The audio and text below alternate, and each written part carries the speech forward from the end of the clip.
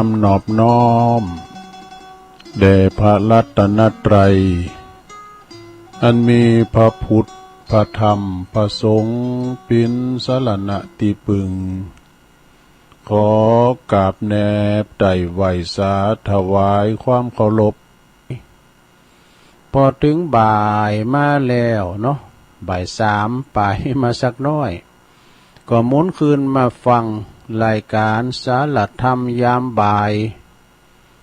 ซึ่งก็ดำเนินรายการโดยต้นตัวแห่งอาตมาภาพเก่ากระผมตุลุงนันชัยวัดนาคเสโน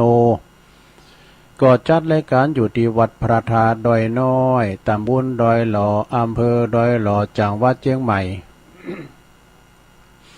หลังจากที่ปอน้อยทองคำหนุ่มผาจ้อจบลงไปตัวลุงก็มาเข้ารายการต่อจากเปิ่นไป2 ชั่วโมงตั้งแต่นี้เป็นต้นไปเนาะก็จะน้อมนำเอามรดกธรรมพองธรรมบรรยายพองนิทานชาดกมาทำไว้นะมาเล่าสู่จูกันฟังเนอะศรัทธาญาติโยมทั้งหลายซึ่งก็อาตมาภาพนี้ก็จะมาอยู่วันจันทร์แล้วก็วันอังคารเนาะวันนี้วันพุธโดยได้รับมอบหมายในเมตตาบารมีธรรมอาจารย์พระครูอภิวัฒนวิกรมผู้อำนวยการคืนสีขาวเจ้าอาวาสวัดปากตั้งเจริญนะก็ได้มอบหมายถวายเวลาให้ตุลุงได้ดำเนินรายการไปเพราะว่าตุลุงนี่กับบ้านลำจะได้ไปไหนเวลามีการไม่งานก็เฝ้าวัด เฝ้าเสาอีกนะก็มาพบมาปะกันวันนี้ก็อากาศก็ดีเนาะสโลไปหน่อยเนอะแดดพอแห้งเนาะ แดดพอกะมันจะเป็นหมอกเป็นควันจ้ะอากาศก็พอห่อนจักเท่าใด แต่ทางอื่นนี่อาจจะไม่ฝุ่นตกเนาะตั้งไต่ตั้งภาคกลางบนนี้ฝนตกบ่อยตั้งภาคไต่ปุ่นตั้งเฮานี่ก็ปีนี้ก็หูซึกว่าฝุ่นก็มาเจ้าพองเนาะปลาลูกเห็บมาด้วยเนี่ย ปลาลูกปลาลานมาด้วย เอาละเนาะตอนนี้ไปจะไปทางสถานีวิทยุที่เปิ้นมีบุญต่อโสตประสาทหูเฮาฟังกันถึงจ้องถึงบ้านนะอยู่ที่ไหนก็ฟังได้ในไฮในโซนใส่น้ำใหญ่ก็เหตุการบกสินดินสินโตก็ฟังได้นะไต่ไปตามน้ำตาหุ่นตั้งในรถในก็ฟังกันไปเด้อขอบคุณสถานีวิทยุที่เปิ้นในเครือข่ายที่เปิ้นรับสัญญาณรายการจงเวลา5หรือว่า15 ถึง 17 นาฬิกาเนาะบ่าย 3 โมงถึง 5 โมงก็ต้องขอบคุณสถานีวิทยุคลื่นธรรมะของชุมชนวัดห้วยตองซัก FM 98.75 เมกะเฮิรตซ์เนอะอำเภอจอมทองโซนใต้ก็ฟังกันไปขอบคุณสถานีวิทยุคณะสงฆ์อำเภอฝางจังหวัดเชียงใหม่ FM 100.25 เมกะเฮิรตซ์เนอะพี่น้องเมืองฝางแม่อายชัยปราการฟังชัดเจนดีเนาะฟังกันหนักกันหลายขอบคุณสถานีวิทยุคลื่นธรรมะของคลื่นพระพุทธศาสนาการศึกษาและวัฒนธรรมวัดฝายหินเนอะ FM 104.50 เมกะเฮิรตซ์องค์ขาหลงในเมืองก็ฟังกันนะชัดเจนขอบคุณสถานีวิทยุมนต์เสียงธรรมนะจากวัดบุพารามอำเภอแม่แจ่ม FM 106.25 เมกะเฮิรตซ์เนอะพี่น้องแม่แจ่มและก็ขอบคุณสถานีวิทยุบ้านทุ่งเรดิโอ FM 89.50 เมกะเฮิรตซ์อำเภอสันป่าตองของประดมพุทธวงศ์เนาะอันนี้เป็นคืนบุญสถานีเปิ้นก็เกี่ยวกล่องสัญญาณรายการแต่ละรายการออกไปให้สถาได้ฟังกันนะถึงจ้องถึงบ้านหลายก็หลายตุนว่าจะเป็นครูบาอาจารย์ไปในไปนอกก็มีฆราวาสญาติโยมปอหน่อยปอนานเนี่ยกันนะมาจัดรายการภาคบันเทิงก็เป็นเพลงพองเอาอกเอาใจก็ปอศรัทธาญาติโยมแต่กลางวีกลางวันนี่คุณฟังแต่ก็ปอหลายมันเก่าบอกปอให้พอดีเปิ้นก็ไปเหตุการทำงานเสาะเบหาเงินพองกะไปไม่ฟังตุน้ำเลย เจ้าเตยก็เฮาฮู้ได้จากการที่เฮา เปิดสายเนี่ยโอ้กำมือเจ้าเนี่ยซ่อนก็เลยยังจิกกุงอะแล้วมันแรงไหมเนี่ยก็มันก็ขาดโศงพองเนาะเพราะว่าเปิ้นก็ไปทำมาหากินกันไปศรัทธาญาติโยมทั้งหลายเอาแล้วเนาะตอนนี้ไปก็จะเอาเกล็ดความหู้เล็กๆน้อยๆเกี่ยวกับน้ำใจน้ำจิตน้ำใจนะคุณเฮามีน้ำจิตน้ำใจต่อกันเปิ้นบอกว่าบ่มีน้ำจากน้ำบ่อที่ไหนที่จะลื่นไหลเต่ากับน้ำใจเนอะ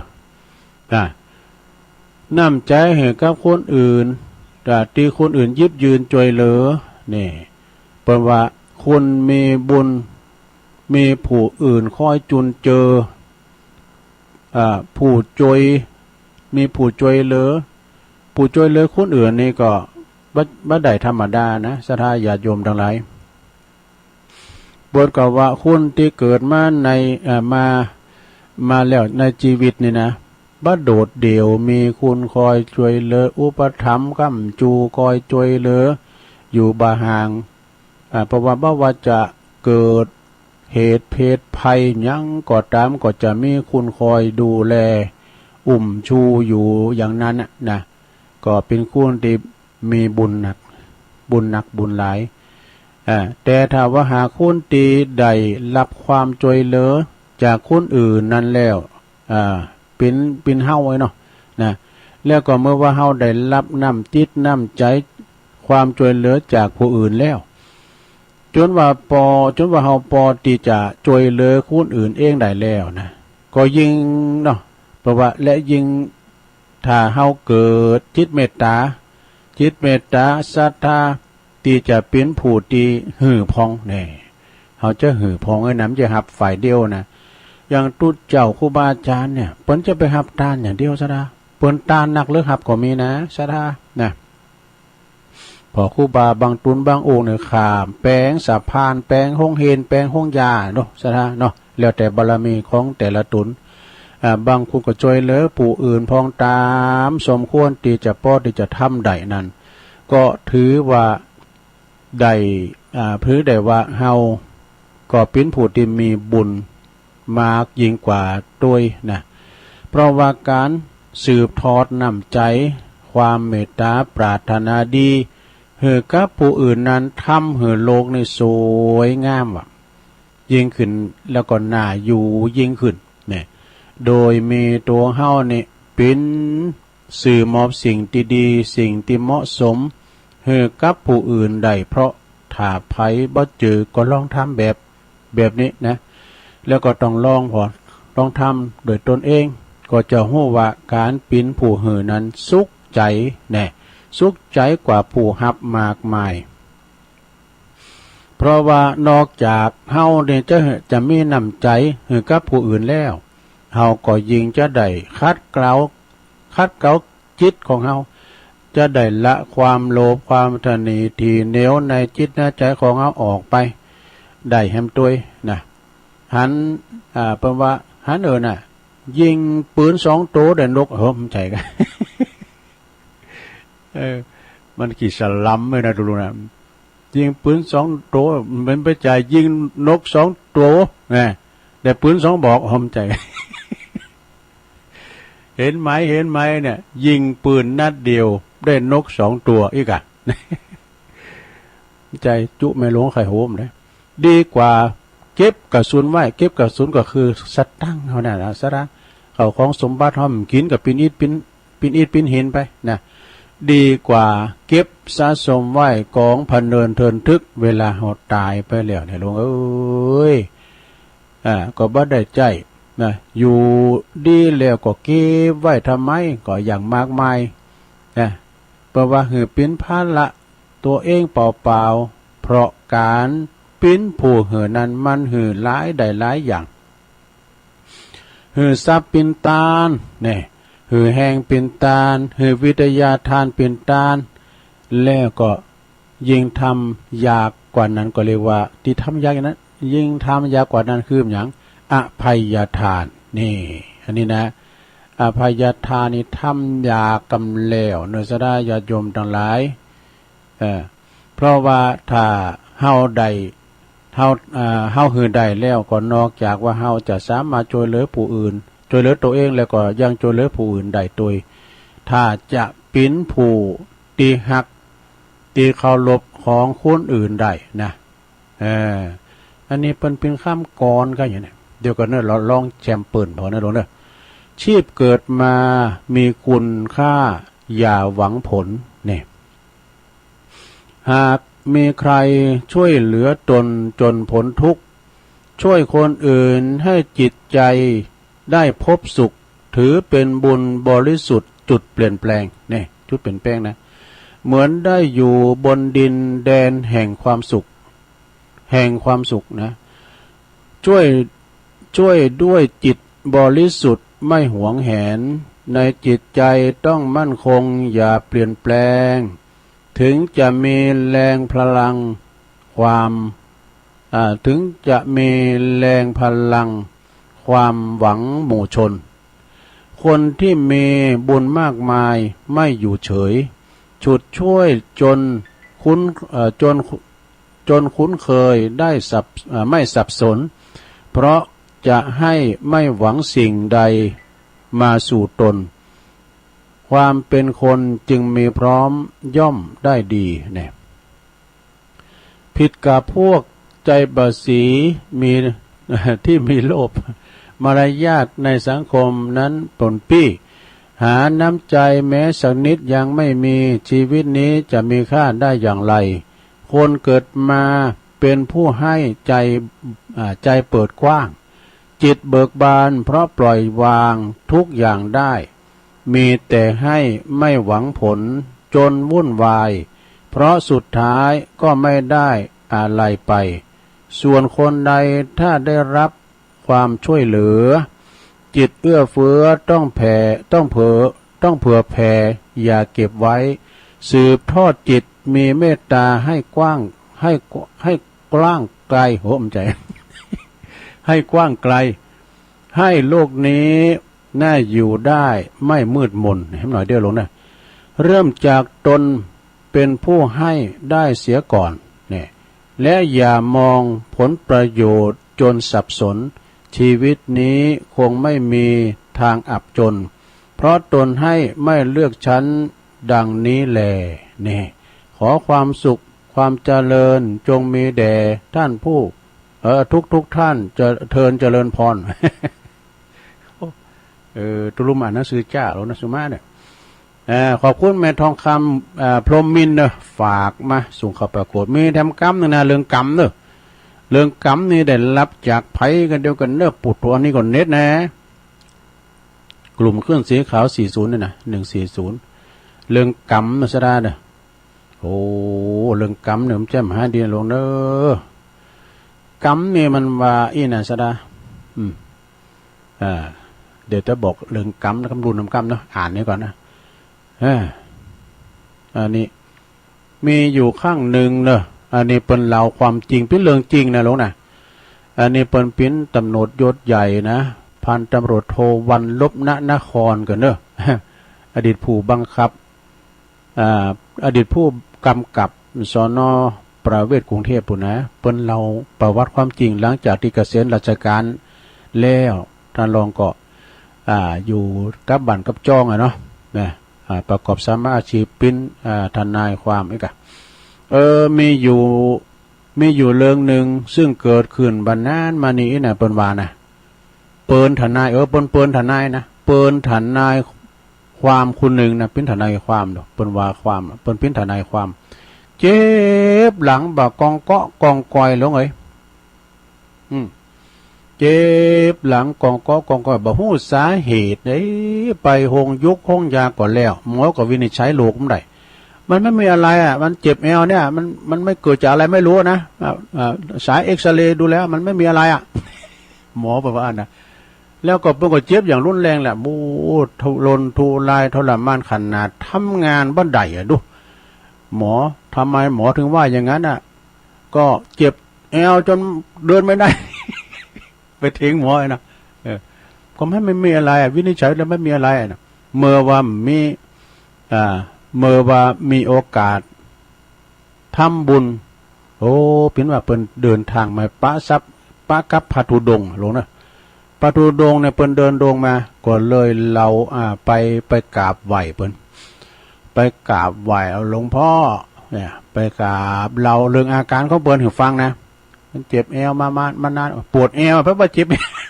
เจ็บเอวหวายไปเลยดีอายเพิ่นกะปวดเอวเนาะพระธุดงค์เปิ้นมันน่ะเปิ้นหัวนะซะนะพระธุดงค์น่ะเปิ้นรับตาสักครู่น่ะพักหนึ่งนี่น่ะรับตาพักหนึ่งนะแล้วก็ลืมตาดูแล้วก็พูดกับโยมทนายว่านานมาแล้วเนี่ย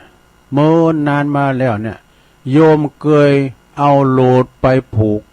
กระดองเต่าตัวเล็กๆว่าดูมันเปิ้นหันกับตาได้แล้วก็ปล่อยไปในแอ่งเตียนป่าเล็กๆนะที่หลังบ้านที่อยู่หลังบ้านโยมนะเห็นนะโยมลองคิดพอแล้วโยมคิดใจใดก่อนเห็นนะเต่าตัวนั้นยังบาดตายเลยเนี่ยปัจจุบันนี้มันยังมีชีวิตอยู่นะแต่มันทรมานอย่างโยมเนี่ยไอ้กะแต่ได้รับความทรมานจนอันโลดตีหัดกระดองนะเพราะว่าเต่าตัวนั้นมันใหญ่มากแล้วมันก็แอวกิ่วหลงเอาลองพอแล้วเอาโลดแฮดเก้าไม้นี่นะเอาโลดแฮดนะมันจะกิ่วกันหลงอันนั้นกิ่วนะโลดมันจะปูนหรอกกระดองนั้นก็ถูกรัดส่วนหนึ่งนะแล้วก็โยมลองไปโค่นดูนะถ้าเมื่อเจอเต่าตัวน้อยนะเดี๋ยวนี้มันตัวใหญ่แล้วเอาโลดออกไปนั่นเนอะนี่นะทนายความมั่นใจว่าสาเหตุที่เขาเจ็บอาการป่วยเจ็บหลังเจ็บเอวนี่ก็ใช่มาจากเรื่องกรรมด้วยนะเรื่องกรรมนี่มีแต่นะเดี๋ยวเรื่องกรรมก่อนจะเป็นกรรมอย่างแน่นอนนี่นะจึงทุ่มเทถากทางคูนหาเต่าน้อยองคำเพราะว่ามาใจกระหาเสาะหาเต่าน้อยนะตีนในน้องแล้วก็ปลาลกมุนนั้นนะเอาผ้างงเขาถางหัวจักผ้างงหลงผ้างงที่อย่างเขาตีกอล์ฟนะแต่มันคุมโอ้ก่อนในมือบอพิษเกี่ยว ถากทางเนี่ยปุตตุสหัสเต่าน้อยนะหลังบ้านนะปุตตุเจอว่ากำอู่ของพระธุดงค์นั้นต้องปีนจิ้งแน่นอนนี่นะเพราะว่าใจเวลาคุ้นพองอยู่โอ้หลายเดือนว่ะดูมันจะว่ากรรมเดียวใดนะอยู่ทำลายเดินมาก่อนเลยไปปาเต่าน้อยดังกล่าวนี่ซึ่งขณะนี้มันโตมากแล้วทันทีตีนนำเอาโลดอาดออกมันมีโลดแฮดแต่ในฝีมือของเฮาแต่คึกขนองเนาะเอาไปแฮดดังกลางบนแล้วก็กระดองมันก็กิ่วกันเนาะมันใหญ่ด้วยกระดองมันก็ใหญ่โตมันก็ใหญ่แล้วก็โลดมันใหญ่ตามนี่เอวมันก็กิ่วฮะกะบ่ตผลปรากฏว่ามันเอาคุณที่ทำไปกันแล้วเจ็บเอวเลินเกอะเลินหาวมันเป็นจื่อเลื่อนเกอเลื่อนหาวไปได้ฟองคำว่าเลื่อนเกอเลื่อนหาวนะไปเป๊ะได้ฟองเอาโลดออกจากกระดองอาการเจ็บป่วยนะทรมานแสนสาหัสของทนายที่ว่านั่นนะก็หายไปอย่างปลิดทิ้งไม่เชื่ออย่าลบหลู่นะลงนะกำนะตั้งแต่นั้นเป็นต้นมาเนี่ยทนายความผู้นี้ก็มีความเจอในเรื่องกรรมเนี่ยลดการรับคดีความลงรับว่าความเฉพาะผู้ที่ตนคิดว่าถูกต้องเนี่ยบัดเกิดทุจริตเลยทหารมานะกรรมนั้นมีจริงและได้รับความเดือดเนื้อร้อนใจที่ว่าเปิ้นตกเนื้อร้อนใจมานะถูกเอารัดเอาเปรียบก็จะไปว่าความของเปิ้นได้พ้นจากทุกจบสรายาโยมนี่กรรมมีแต่นะ กรรมมุนาวัตติโลโกสัตว์โลกทั้งหลายยอมปินแปตามกรรมนี่มันมีหลายอย่างซะนะกรรมจัดแล้วปางหลังทำเฮาเกิดมาเป็นอย่างอ้านเป็นอย่างอี้ลูกพ่อแม่เดียวกันของเดียวกันเนี่ยยังบ่เหมือนการอุปนิสัยหน้าตาแล้วก็เลือนลางก็ยังเหมือนกันเพราะว่าสร้างกรรมมาเหมือนกันเนาะ แล้วก็ศรัทธาญาติโยมทั้งหลายมีแถมกรรมนึงเด้ออย่างตุลุงก้อยอูนะอันนี้นี่กรรมของตุเจ้านี่ตุเจ้ายังมีกรรมก็มีอยู่ตุเจ้าตุปอนั่นเนี่ยเปิ้นอันเปิ้นนั้นท ทำกรรมกับแมวโอ้แมวหมาเนี่ยมันได้นะขี่ไข่พระเจ้านะบุตรมันเต้นเว้ยเนอะตุปอนเนี่ยก็ไปบินที่บาทมาแล้วเนาะแล้วก็ห่างโก้เข่าไว้กันเนาะห่างปินโตถอดออกกำต้องแล้วก็มีจอพักกาดพอง มียำแปะพองมีแมวแล้วมีหั่นปินโตนะมันปิ้นอันจีนทอดปลาทอดนั่นเองนะอันเนี้ยเนี่ยเป็นอาหารกู้ ตุปอนะตุปท้าย ตุปอท้ายก็ปวดโทกันล้างเอาตำไว้หั่นแล้วก็แต่ไปล้างมือกำเดียวน่ะปีกมาปวดแมวแมวคือว่ามากินจีนทอดปลาทอดนะบ้านตุปอก็ได้ดันไม่ยาวสักศอกปลายนี่ก็ปัดเขาแข้งแมวแมวขาหลากเลยหลงไปปัดเสือขาแมวขาหลากบดทหารมาแมวมาซ้ำมามกั้มพิการแบบกระดุกกระดวดเตียวในช็อกไม่เต่าเพราะแมวมันซ้ำไม่เต่าใช่ไหมแล้วมีอันนี้กำมันมีตุปอนึงก็ไปหงยาไปในเมืองไม่ใช่หงยาก็แล้วก็นางมันปิ้นรถโดยสารมันปิ้นรถอย่างสีรถแดงนี่ก็มันนางตังหลังนะมันได้นางหนาหรอกนะเราก็รถจอดได้กับลุงมาแล้วก็มันปิ้นจองจะหื้อมัวนะอันคันใดรถนะเอาตีนไปก่อนแล้วเราโต๊กแล้วมันแข็งฮักให้วันเนี่ยสะทาถ้าแต่กำนี่บุ๊บแมวเนี่ยนะเอาปัดเขาแข็งแมวอันนี้ก็เป็นกำนะสนานะกำที่ตุปอเนี่ยมันจะเลิกโตขี้ไข่ขี้ไข่พระเจ้าขี้ไข่พญาอินนี่กันว่าเนาะแล้วก็แฮมเลิงเนี่ยนะอันนี้กำเลิงหมาเนอะ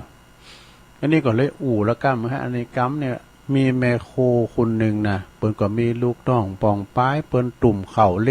งถวายตุเจ้าเขาอีกไปงานหันจะมีเฮ้ยเปิ้นหล่อพระเจ้าปุ้นวัดร่องเคอกว้าวน่ะก็รับงานเข้าตุ่มถวายพระคุณเจ้าอีกไปงานหนึ่งจับงานหนึ่งไปงานหนึ่งจับกันเนื้อกับผมได้อยู่ได้อย่างแหละแม่บ้านคุณปิ้นโหน่ะเนี่ยก็วันนี้เขาเย็นนานมาล่ำเลยนะลูกน้องปองไปก็ยิ้มมาดำเดียวตุ่มน้ำห้อนมาลงแล้วก็อันตุ่มเขาตุ่มเนาะแล้วเป็นมีลาบจีนมันเป็นมีเขาตุ่มมันมีลาบจีนเนาะลงเนาะแล้วก็มีจีนมีอย่างตัวเองก็ฮะมันม้าแม่ดองม้าแม่คาบมันกาไปหนูม้าแม่คาบมันโหมใจเปิ้นเอาไว้แล้วก็ม้าแม่คาบมาลักกินมันมาลักกินแล้วทีนี้ก็ว่าจีนนี่มันหายไป1 วันนี่กะโตคำเตือนเนี่ยมันก็เป็นว่าม้าต้นนี้เลยน่ะน้ำห้อนมาลงเนาะมันมากราบจีนไปแล้วก็มันก็เอาน้ำห้อนนะเขาลาดม้าก็หุยจ่องจะเอาไปหุยนะห้องกันเนาะห้องแลนไปแล้วก็ย่ำซาจีนนะย่ำซาจีนนะแล้วก็อันแม่ยิงเขาตัวไปแบบไปอยู่ทั้งตีเนี่ยม้าน่ะเป็นว่ามันมีลูกน้อยใช่ไหมมีลูกน้อยทั้ง4 ตัวนะมันก็กาไปหือลูกมานะแล้วก็แม่ต้นนั้นมันก็เขาทำบาปไปแล้วด้วยกันทีนี้ก็ปีกมาหลายวันแล้วมาด้วยนะก็มันก็ไปจืดไปใจพอปิ้นว่าตายลูกมันก็งงแง่โคตรอยากแค่แต่แม่มันตายก็ยังอยู่กับแม่มันก็ไม่จำไปไหนเนาะ หมานี่เนาะสุนัขะตัวแม่แฮมเตอร์น่ะแม่นั้นก็เพิ่งก็ไปรับงานได้ไหมกะแล้วก็เขาให้นานมาแล้วเล่นน้ำห้อนหมอลงเปิ้นตุ่มเข่าแล้วโลแล้วคุณถอดพอใจขึ้นมาลูกนายมาหมดเนาะติวน้ำมาช่วยเขาติวหมอค้างแล้วปดหมอค้างไงกะมาปกกระเดกก็น้ำก็ใส่ปากเท่านั้นน่ะเนาะปากนั่นก็อยู่จัดลายด้วยนะปิ้นมันนั่นห่อนเนาะในช่วยกดตายนะแสดงกรรมมันเป็นอย่างนี้นะวันนั้นก็เล่ากรรมนะลงเนาะเรื่องกรรมเรื่องที่ตุเจ้าเขามันไปพักในถ้ำ ไปพักในถ้ำแล้วมันหินแลนมาปิดเนี่ยเป็นวัจจานแล้วปังล้างไปหลอนเลี้ยงควายนี่ ไปหันแมงเหี้ยนะแมงตะกรวดนะเป็นไหลติดเปิดในบทแมงมาก็จุนนะเนาะจะลบเขาหูก่าแล้วเอาหินลงไปปิดหูบนนี้นี่ปวดเดือด7 วันควายมันกินไปขนาดที่วันที่7ก็เขามาเปิดพอปูดโตเป็นว่าแมงตะกรวดในอ่อนบ่ลบแต่มันไม่ได้กินเนี่ยหรอกนะ ป้าก็ตืบลิ้นใส่ปะว่าเอาข้ามาถามมันตายข้ามันตายมาปล่อยมันไปกะเลยปล่อยมันไปน่ะเกิดมาเป็นกรรมหลายใจก็มา แต่มาปิ้นตุเจ้า แต่ไปเข้าฝ่าพุทธเจ้าแล้วไปพักอยู่ในถ้ำต้มคืนมาอันเห็นโลงอ่ะมันพาโลงมาปิดนั่นนี่กะปิดนั่นปิดปากถ้ำแต่7 วันว่าโลงอ่ะออกมาเนี่ยอ่อนมาหลบตอบแตบเพราะวันนั้นเราไล่เรื่องอ่ะเนาะ เรื่องกาแล้วกาก็สวมผม กาก็สวมเพราะวันไล่ไฟมีหลายอย่างเรื่องกรรมนะสดาเนาะอันนี้เรื่องกรรมก็โพสผ่านไปว่าจะวาดทำว่ามันเต้นเนี่ยก็ก็เกมทำวันนี้มันก็น่าหลงเด้อทำอย่างดุมันเป็นทำมันนี่จ้ะทำมันเต้นก็จะเตียนผูกเนาะทำมันเลยงานคดีโลกคดีธรรม เอานี่มาไว้กันเนาะเรื่องกรรมแล้วก็มาเรื่องผีนี่มีจริงอ่ะลุงเดี๋ยวนี้เขาหันมั้งนะลุงไม่ลุงก็หันเนี่ยเขาพอในคลิปในไลน์เนี่ยเปิ้นสูงมากพอนะถ่ายเมื่อคืนดวงวิญญาณออกจากลางก็มีว่ะลุงนอนอยู่ห้องยานะมันจะลอยออกมาจากลางนะอย่างนั้นอ่ะแล้วก็ลอยไปนะมันจะเตียวนะในวิญญาณออกจากลางว่ะเพราะอันมันมีวงจรปิดอ่ะลุงแล้วก็หลายอย่างกับที่เปิ้นส่งคลิปมาพอนะเป็นสิ่งที่ลี้ลับที่เฮาพร้อมหันโตซ้ำเตอนี่ก็โตต่างม่านนางย่ายคนเดียวก็มี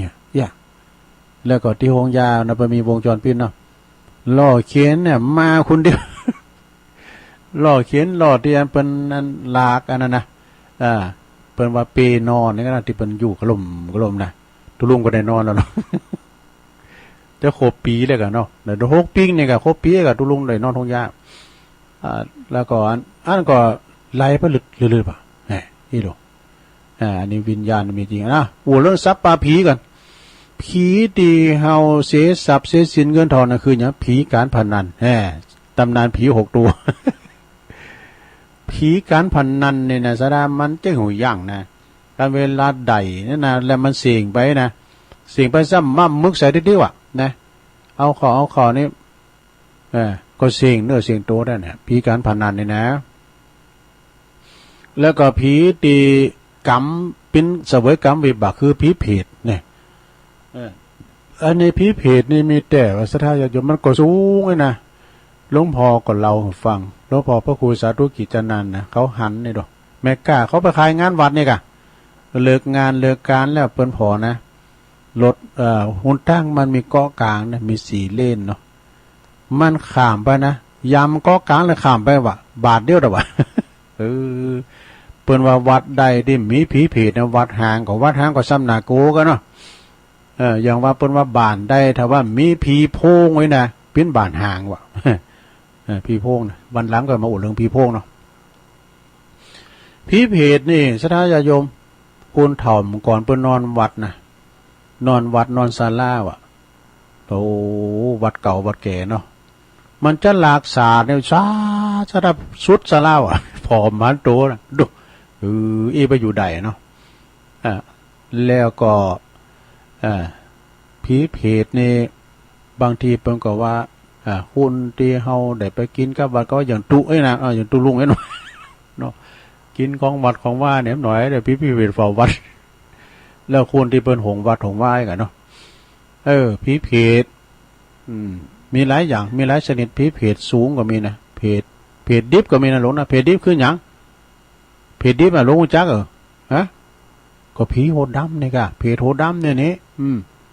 ไปเอาเขาเอาของตู้คอยแล้วแต่ก็ไม่ได้อนุญาตเนี่ยเนาะผีพิเศษเหรอผีหยังโอ้ยขำจานตู้เขาขี่รถเครื่องนี่วะ ปีตายหาตายหงเวลาไปรถสแลบก้ามสังกาเนี่ยไปเลงอันนี้แล้วก็ผีติดติ่นโยงกับผีหมดผีหมอเนาะ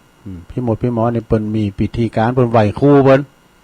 ปิ้นติ่นระบำกันนะลูกเนาะเปิ้นปืดเพ่งแล้วก็เปิ้นติ่นกันนะผีเตียน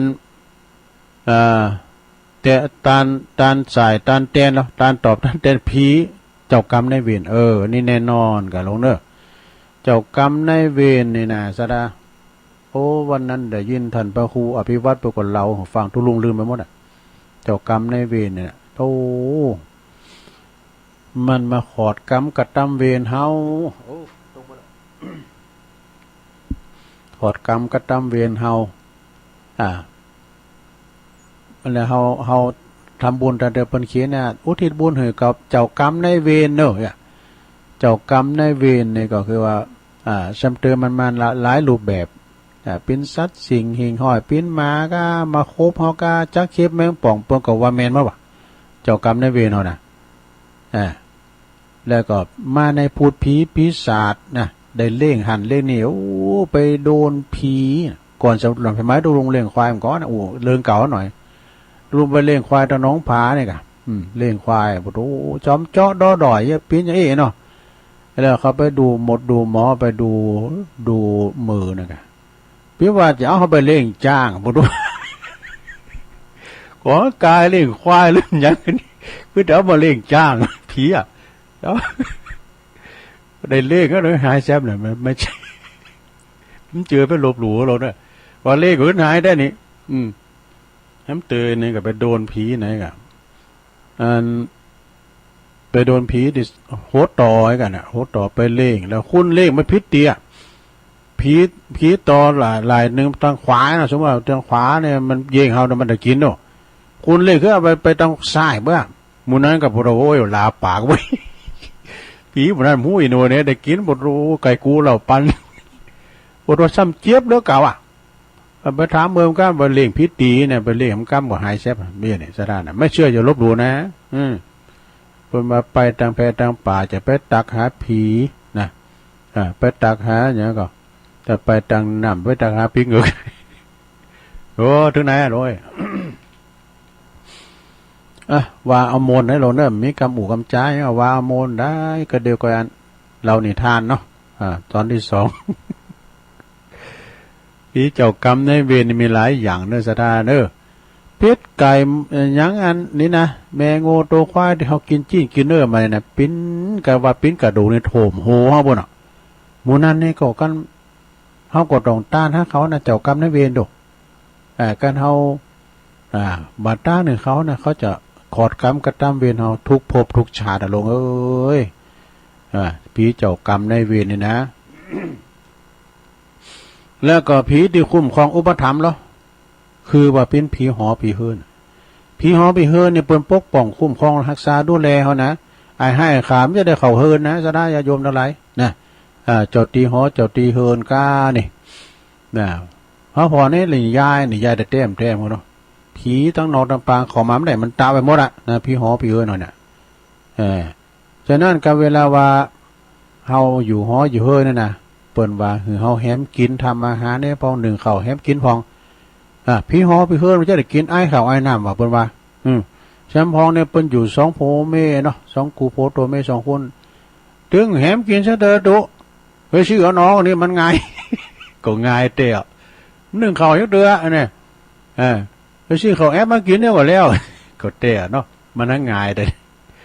นึ่งข้าวยักเดือทำอาหารซะเด้อตุเตาไฟเป่าว่างนะปอน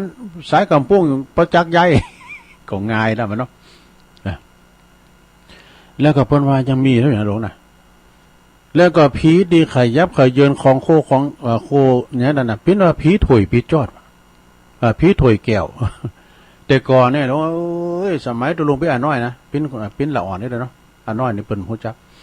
เป็นละอ่อนเนี่ยจะมาปีใหม่นะเดือนจีปีใหม่นะเปิ้นเอาผีมันควักโดฮู้จักควักอะหลงผีมันควักกาผีดุงกาอ่ะเปิ้นเอามาลุงโลซะนะตุลุงก็ย่ำเต้นได้หันซะกำน่ะผีมันควักกาผีดุงกาย่ะก็แปลกเหมือนกันนะเดินจีปีใหม่เปิ้นเอามาลุงนะซะได้เนาะแล้วก็ผีที่จอมเจาะดอดอยนั่นนะเปิ้นว่าผีกาผีปอบนี่เปิ้นว่าผีที่เข้ามาเข้าต้องแล้วก็ว่าหุยก้ามจังไงนะผีกะเข้าหรอกนะผี ผีเข่าเหล่าตื้อก็เนี่ยอย่างตุลุงไกวานะกะปนนั้นนี่เปิ่นจบสิประคุณบอกก็การผีเข่าก็ไปห้องปนนั้นการผีเข่าก็ไปห้องปนนั้นหุยจ่องว่ะขอบลุงนั้นนี่นานมาล่ำเลยเนี่ยลุงนั้นมาต่างอย่างตึดผมโหดกูโกมึงโกมกูโกมึงโกมกู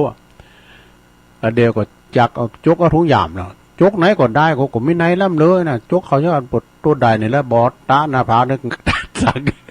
ต่างไงตึงออกเลยว่ะปิ้นมาพอไปพอมาเนี่ยพอแย่นนี่เนี่ยตั้มเลิฟปิ้นมาซองผับป่าอันนี้กำลินได้นะลงเด้อกำลินบาได้อันนี้ก็แล้วไปใจทำใจขอบคุณเนี่ยที่เปิ้นอุอันเอาเรื่องกรรมมาเหอะของนะเรื่องพระธุดงค์นะใจทำใจนี่ก็ไม่เมตตาบารมีธรรมอาจารย์พระครูวิพาทวรคุณเจ้าคณะตำบลดอยหล่อเขต2วัดอรัญญวาสดงป่าหวายไหวสาบารมีคำนะครับเนี่ยเปิ้นสูงมากตุลุงเอามาเผยแผ่เนาะเรื่องกรรมนะกรรมเรื่องเอาโหลดมาแฮดเต่าตัวเจ้าก็เจ็บแอวเลินเกินเลินห่าวเนาะตักตายตังลายคุณโยมแม่ชีพาจินพานีอู่ทองนะเจริญปอนเนออุ้ยสาวคุ้มตะวันเนี่ยอุ้ยสาวก็ฟังอยู่เนออยู่ปุ่นนะแล้วก็กลุ่มเทพารักษ์23แม่จงดีพระสาแม่จงดีเชื้อกันทาเจริญปอนเนอแม่จงดีจากเมืองฝางโยมเกษณีนะกลุ่มคลื่นสีขาว140ด้วยชมรมสกาย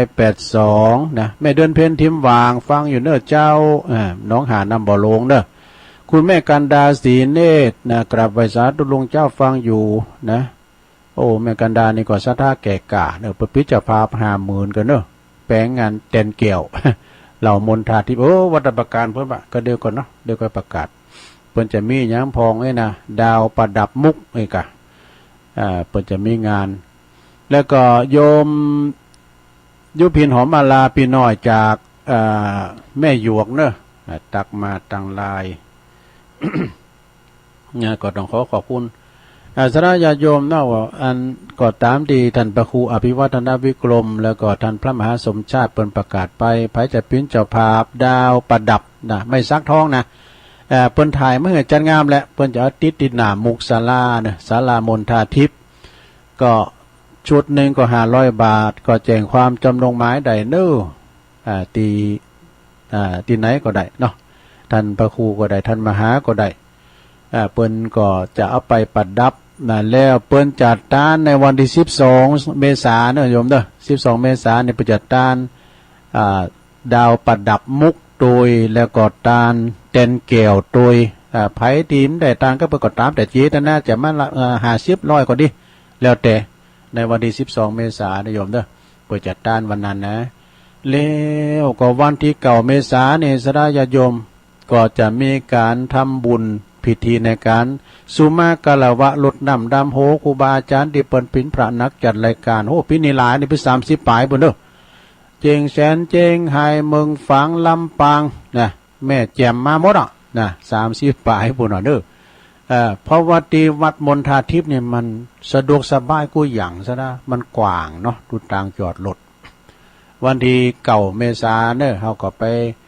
รวมพลกันที่หานะตึงศรัทธาญาติโยมด้วยตึงปีน้องศรัทธาตึงครูบาอาจารย์พระสงฆ์องค์สังฆเจ้าเฮาได้ฟังกันในเสียงวิทยุนะแล้วเฮาก็จะได้ไปหันโตหันตินหันองค์เปิ้นในวันที่9 เมษายนนะโยมนะอันนี้ก็แจ้งผ่านให้ซะได้ฟังกันเอาแล้วเนาะตอนนี้ไปตุลงจะร้องเปิดสายหลอบแหลกวางสายให้กำกันเน้อเจคืนเช็คสายหลังจากนั้นก็จะพักสัก2 เพลงแล้วก็จะมาเล่านิทานกำเนิดสุราแถมในนึงนะแถมในนึงนะมันจะว่าอย่างเดียวกันนะ มันใจในสุระนะมันใจพานสุระมันใจแต่มีแถมในนึงก็ในพรานเหมือนกันก็ลองฟังพอเน้อกำเนิดสุราเป็นที่มาของความประมาทเนี่ยเอาเข่าก่อนในบ้านเมืองเปิ้นมีศีลมีธรรมเปิ้นรักษาศีล5แต่เอาไอ้เข้าไปรู้หมด เดี๋ยวลองฟังตอนที่2เนาะ โทรมาที่เบอร์0899555656เนอะวันที่4เนอะมีนาญาติโยมทั้งหลายตีเหล่าป่าตานหรือว่าบ้านแม่ปานในเมตตาบารมีตามอาจารย์ท่านพระครูประหลัดบดินทร์ศิลสังวโรอาจารย์เบิ้มพร้อมด้วยคณะสัทธาเปิลจัดต้านเนอะจัดต้านผักป่าสร้างเมนนะจะได้ประกาศเนี่ยเปิดน้ำก้ามก่อนนะแม่แจ่มบุญนะเจริญปอนว่าสาเจ้าตุลุง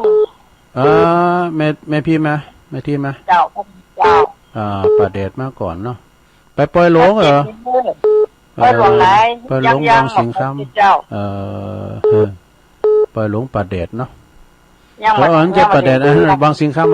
จุมาเด้อบางสิงคำเจ้า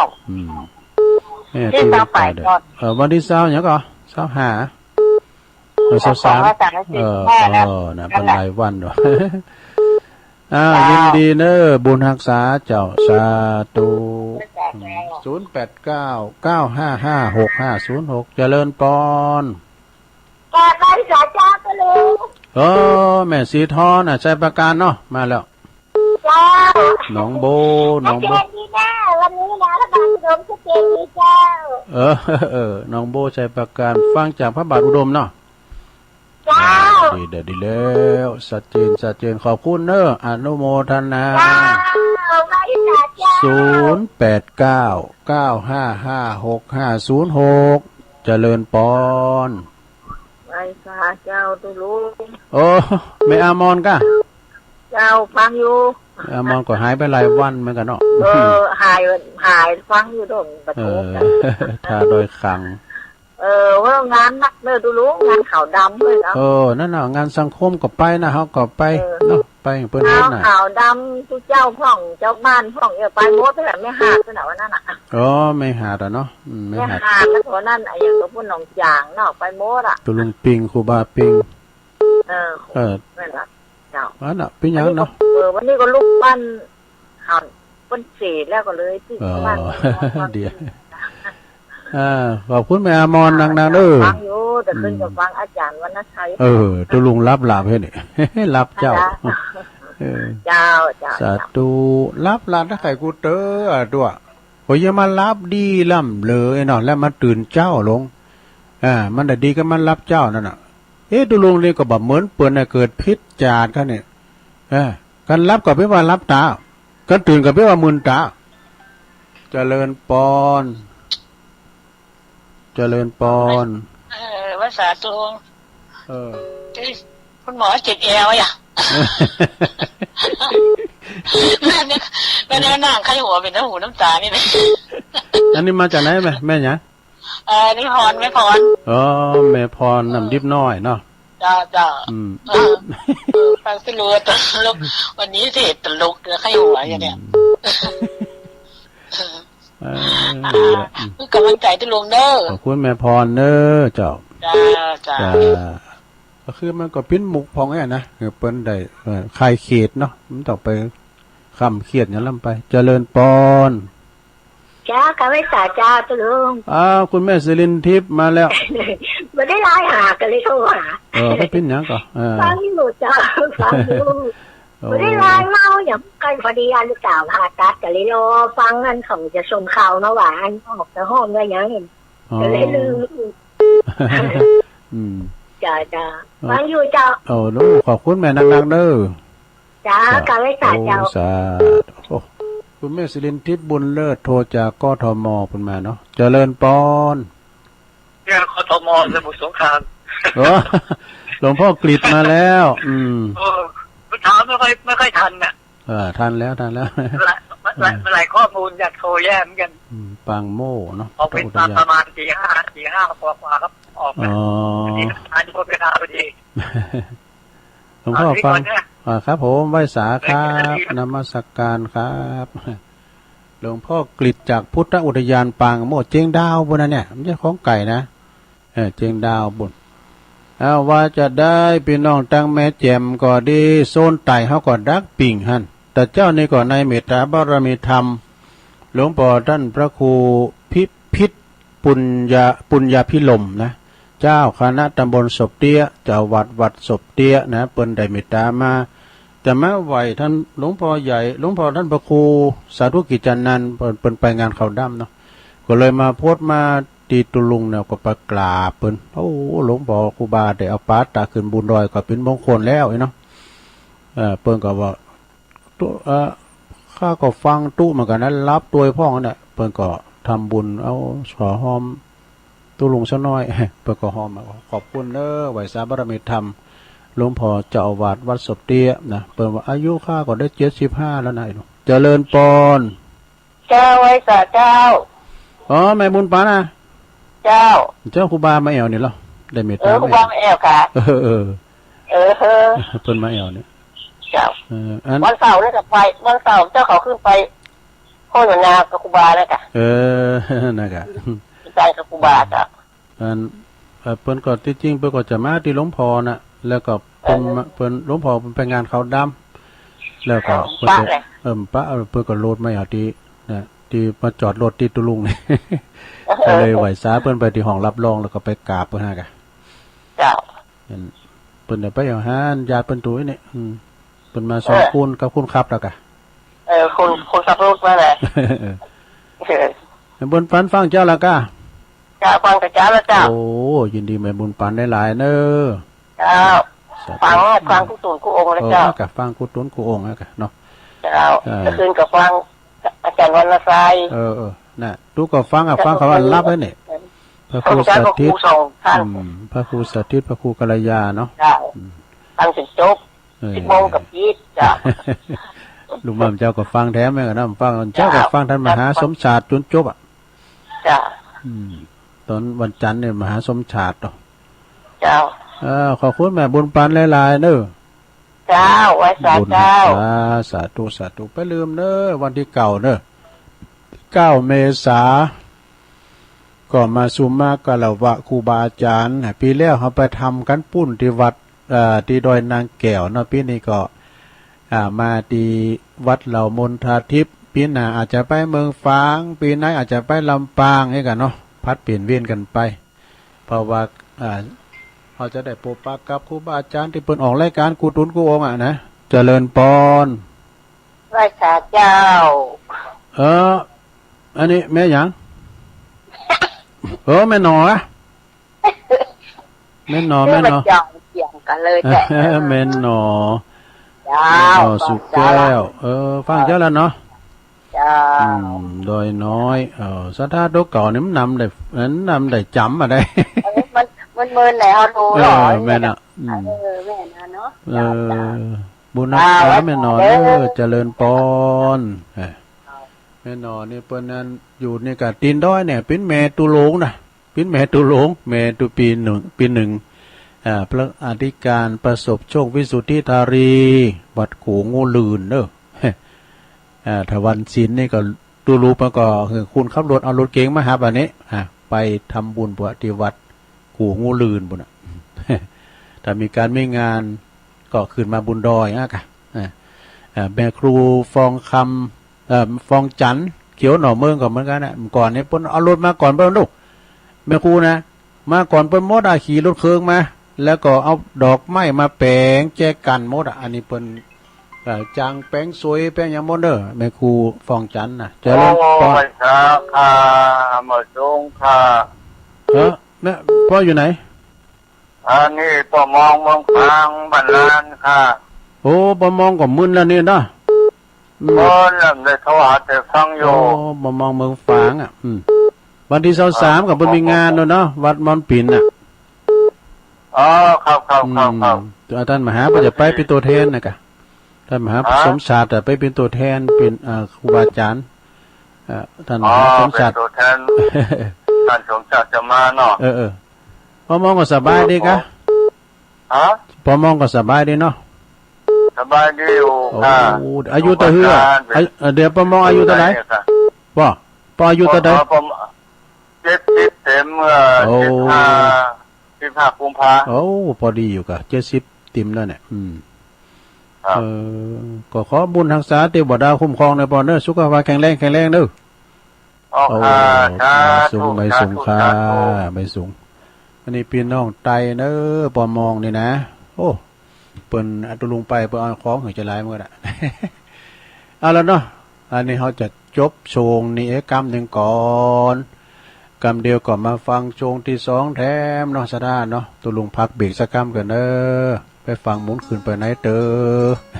ก็เดี๋ยวจะเล่านิทานเรื่องกำเนิดสุระกำเนิดไอ้นะเจริญปอน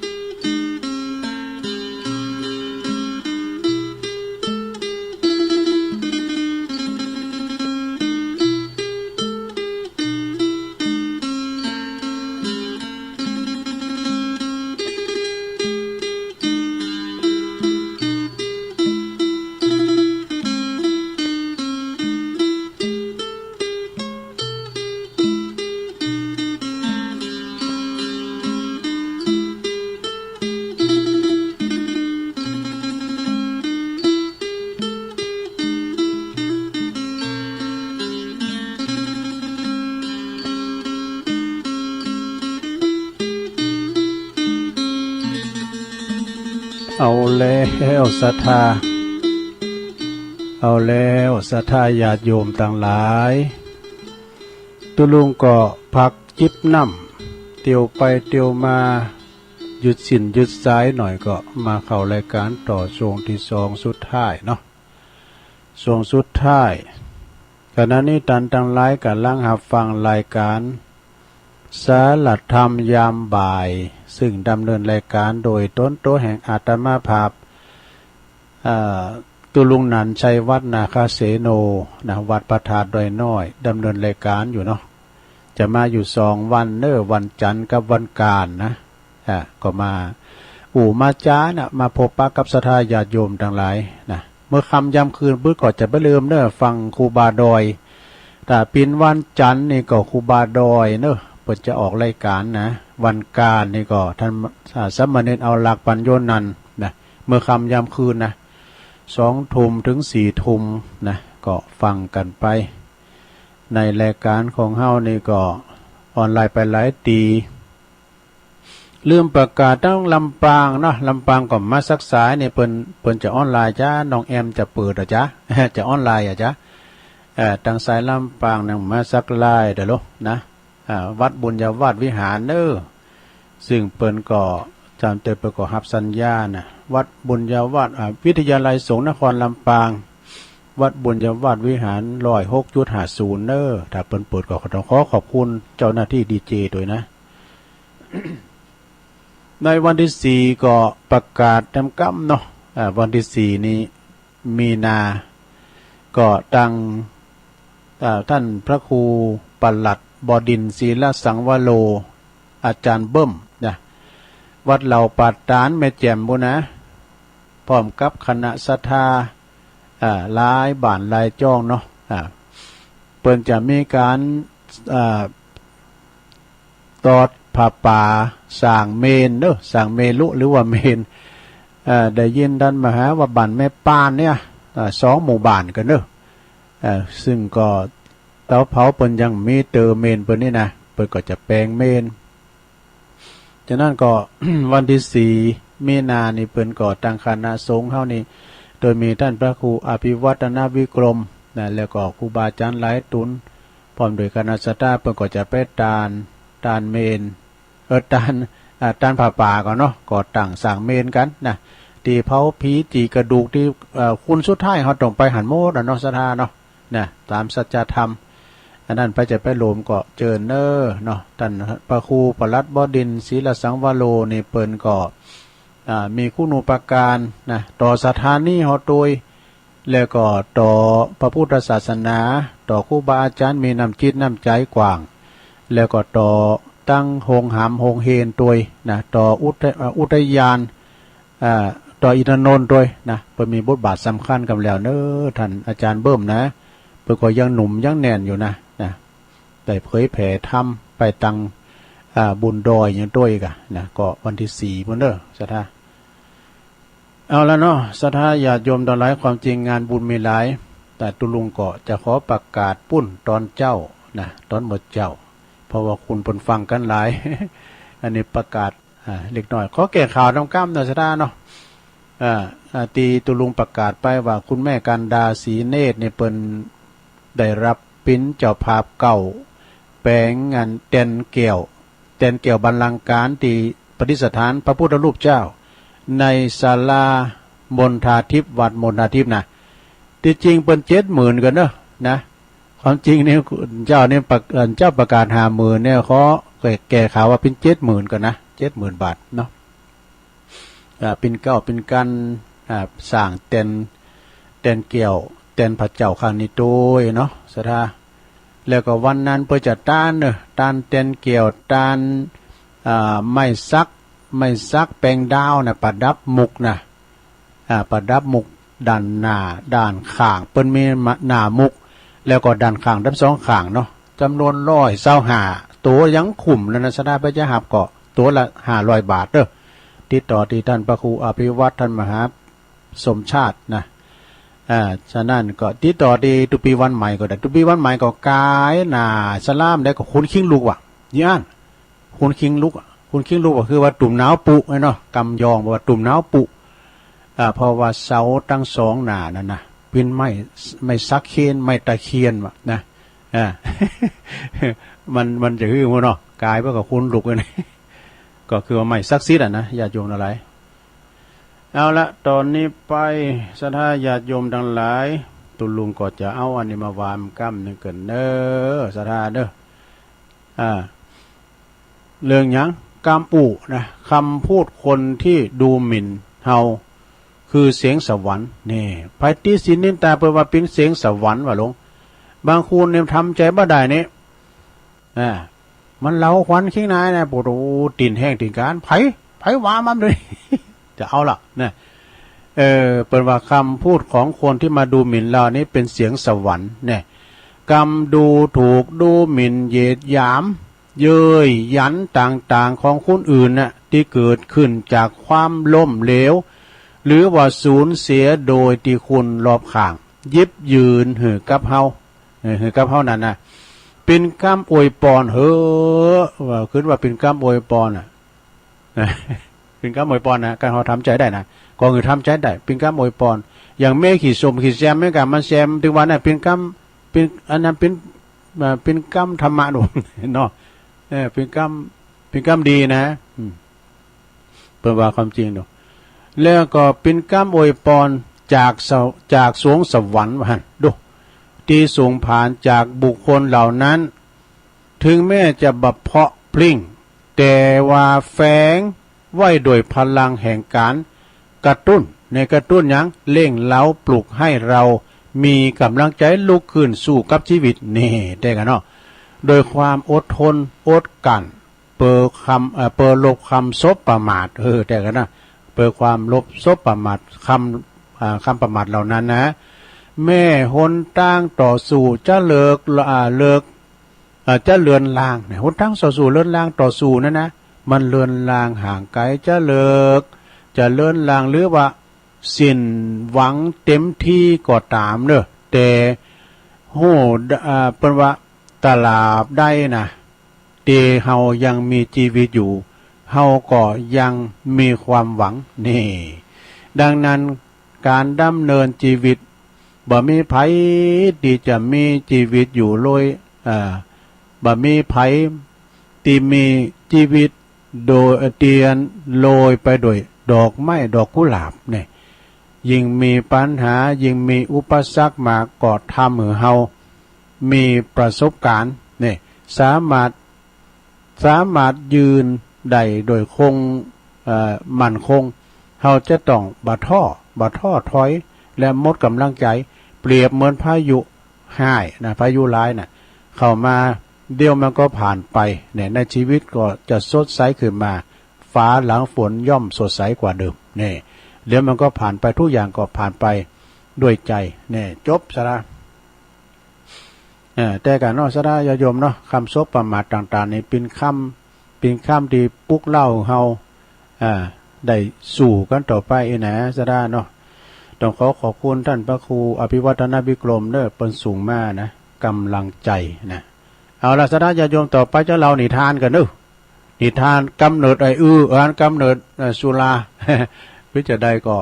ลองฟังก่อนเด้อแฝงโดยธรรมะเหมือนกันนะสะดาเนาะนิทานเริงประวัติน้ำสุรานะกิละเอโกเนสาโทดังได้ยินมาว่ามีนายพรานคนหนึ่งเนอะนายพรานนี่เป็นสวยเนื้อของพระเจ้าปาราณสีสวยเนื้อในลาซัดฮาเนื้อเนาะ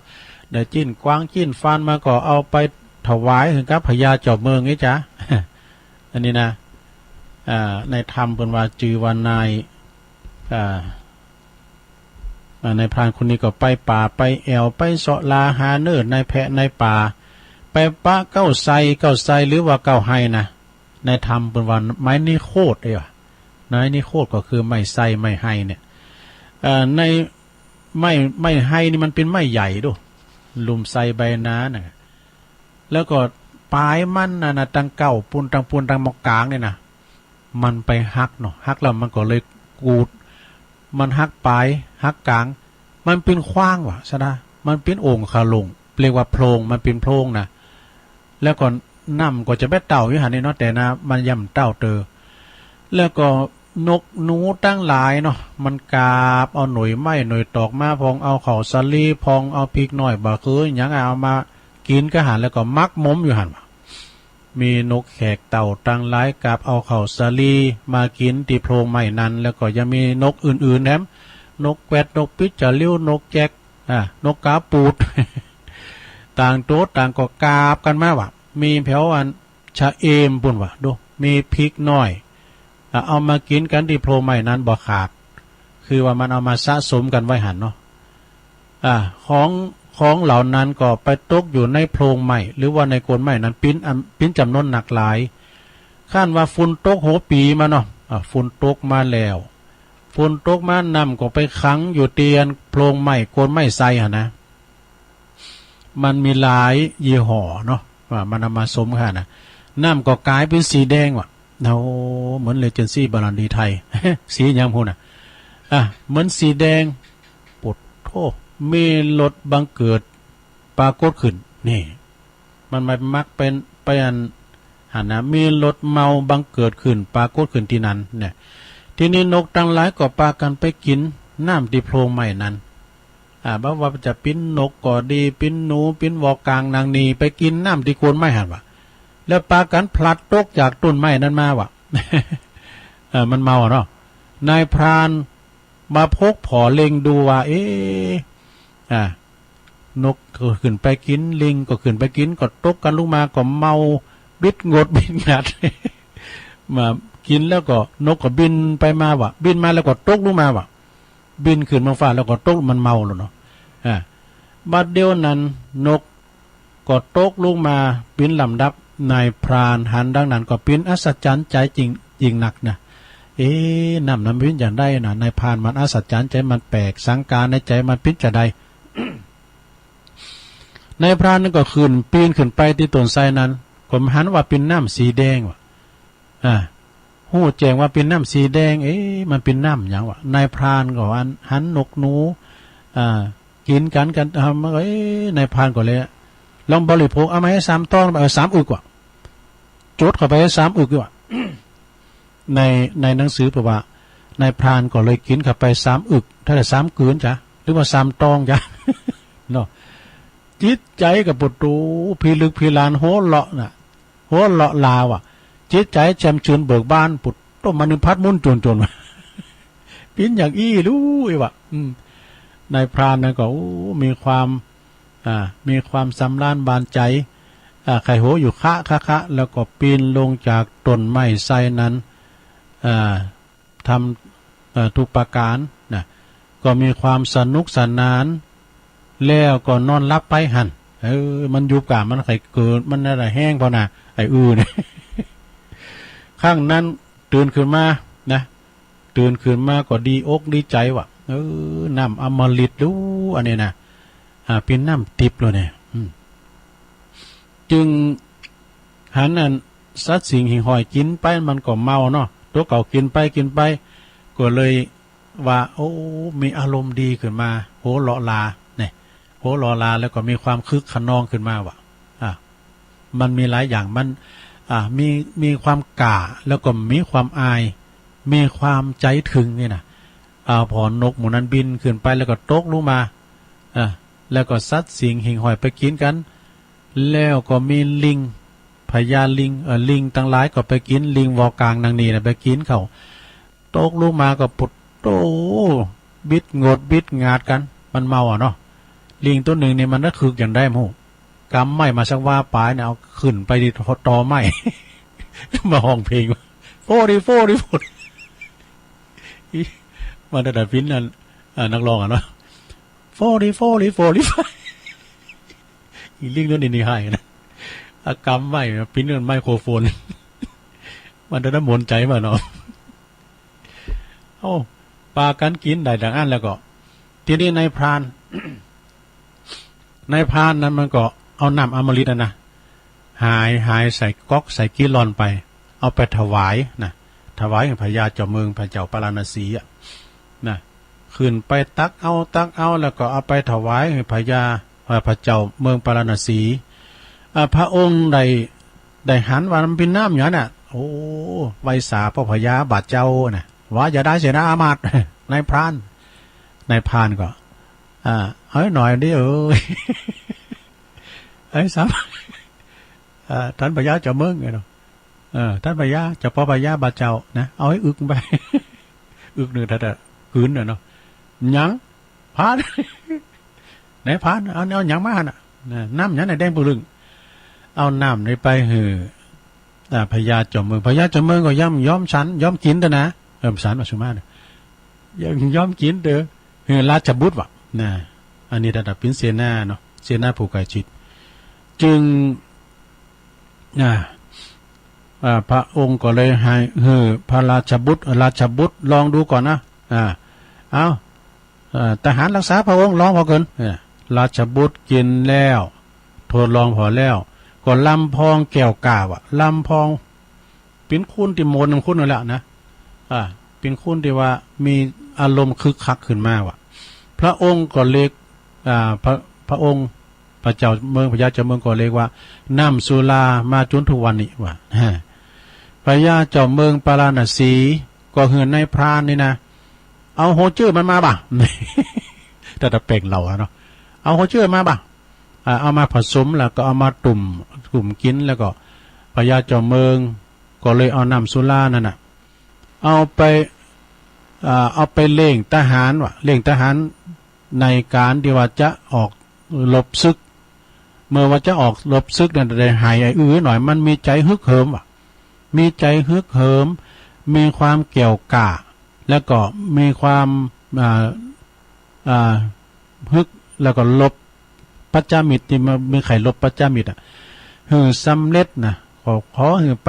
ลบศัตรูสำเร็จแล้วก็รักษาบ้านเมืองยืนยาวต่อไปเนาะเปิ้นก็เลยมีปัญหาถามว่าโตดของสุราเนี่ยมันเป็นจะได้พองนะก็มีคุณมาถามแกว่ามีโตดมากเพราะว่าทำให้เกิดความประมาทแต่กันเนาะการมันใส่ไปแล้วเนี่ยโอ้ยมาดึงยำรถก้าวนะบิดรถเนี่ยมาดึงหูโคตายดูไปตนาปุ๊บนะกำนันเมาเลยนะมันหูโคตายมีความประมาทขาดสติปราศจากความเคารพยำเกรงถ้าว่าใส่ไปแล้วนะแม้แต่ว่าปอก็ดีแม่ก็ดีนะมีความเคารพยำเกรงละนะเพราะว่าจะเป็นปอก็ดีแม่ก็ดีปีน้องตั้งหลายอุปชาอาจารย์ว่าสมณะจีพรามผู้มีศีลก็ตามมาตึงเคารพนับถือนะมันใส่ไว้แล้วนะมีความเคารพในพระพุทธพระธรรมพระสงฆ์มีความเคารพในผู้ที่รักษาศีลมีจารวัตมีวาจากิริยาวาจาก็ห่อนห้ายไปนะมีใจเวลาว่าเปิ้นกำลังประพฤติวัดปฏิบัติธรรมนะศีลบริสุทธิ์มนุษย์ต่างหลายเข้าสู่นิพพานเนาะก็ไปอาละวาดตีเปิ้นทำบุญก้าเนี่ยพอรอดก็เวลาเปิ้นจะร้องก็แห่โคตาเนาะพวกขี้เหล้าแตกตื่นไปด้วยโมนเลย ขี้เหล้ามันถึงโมนนะเนาะฟ้อนแย่มานี่แล้วก็ทำแต่กรรมบาปยา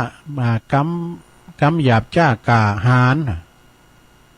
มีการขาดสัตว์ตัดชีวิตลักเล็กขโมยน้อยอย่างอีเป็นต้นเนาะการใส่ไปแล้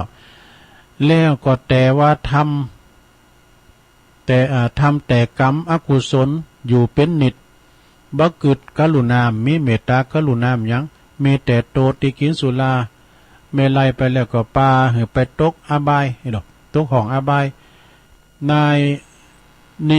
นิรยาบาลนี่นะคือประจ่ายยมพบาลนี่ก็เอาน้ำต้องขาวต้องแดงหล่อลุ่งปากลุ่งคอว่ะปากก็ทำลายพุ่งขาดกระจัดกระจายตายไปแล้วก็กลับเกิดมาปิ้นแถมอย่างในธรรมมาเนาะตายแล้วก็ปล่อยเกิดมาแถมเนี่ยได้เสวยทุกขเวทนาต่อกันไปเมื่อว่าพ้นจากเมืองหมอนาหกไปแล้วก็ได้มาเกิดเป็นมนุษย์สโลกเมืองคุณก็เป็นคุณตีบาใบเสียจะลิดพิษจากมนุษย์ทั้งหลายเนาะพิษจากมนุษย์ทั้งหลาย โตดของการกินสุราเมลัยทำใจเหอะเป็นบานี่ ทำใจให้เป็นบาปแล้วก็อันหนึ่งโทษของการกินสุรานี่ทำให้เสริมเสจือเสงแล้วก็ทรัพย์สินสมบัติของเฮาตัวอีดอกดังตัวอย่างตัวอย่างเป็นมีตัวอย่างนะลงเด้อดังตัวอย่างของหลานใจของอนาถปิฎกมหาเศรษฐีนะหลานเปิ้นนะหลานเปิ้นเนปอแม่เปิ้นตายทรัพย์สินสมบัติมรดกตกทอดมีทรัพย์จำนวนถึง50 โกฏด้วย50 โกฏกันนะตายละไว้ให้ลูกให้เต่าเนี่ยแต่ว่าลูก